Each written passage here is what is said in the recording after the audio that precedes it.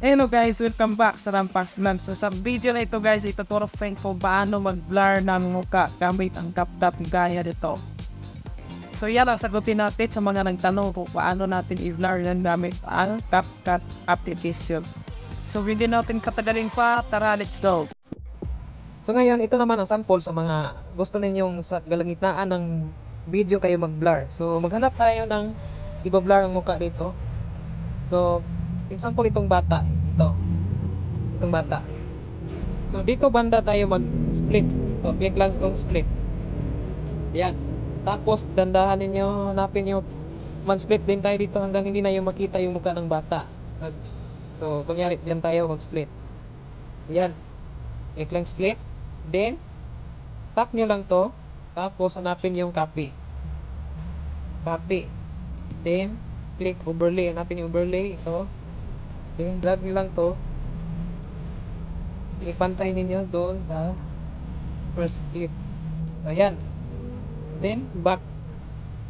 Then click effects. Then video effects. Hanapin yung blur. Ayan. Tapos pantay lang natin. Pantay lang. Yan.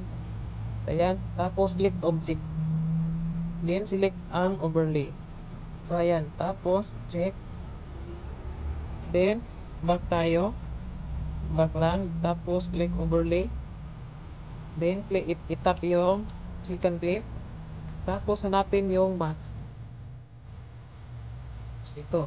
So ayan, tapos circle. Kasi yung mukha lang naman ang i-blur natin. So ayan. Adjust natin ito, back natin ito. Then adjust natin. Sakto lang sa mukha ng bata. Ganyan. Tapos yung blur, bigyan nyo i-adjust. So ayan. Ganyan. Tapos click check. So ayan. Ngayon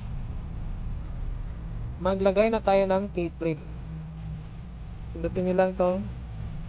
So ayan, adjust nyo na. Tapos maglagay na tayo ng keyframe. Ito. Then adjust nyo lang. Dandahan. Tapos adjust nyo lang dito. Tambay nyo sa mukha ng bata. So ayan. Ito naman. Hanggang matapos. Yan.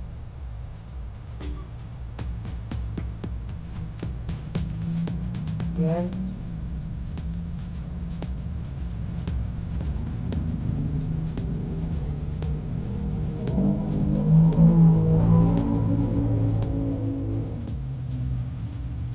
Ayan lang.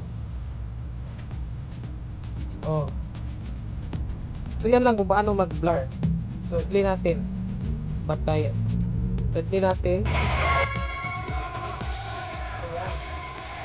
So ganyan lang kung paano mag-blur. Sana nasundan ninyo. Pag goods na, export nyo na. So yun lang guys, maraming salamat sa inyong panonood. At kung mayroon kayong matutunan sa video nito, pakipano nyo naman ako at pakisubscribe sa aking YouTube channel at i-share ang video nito para makatulong sa iba. So maraming salamat sa inyong panonood guys. God bless.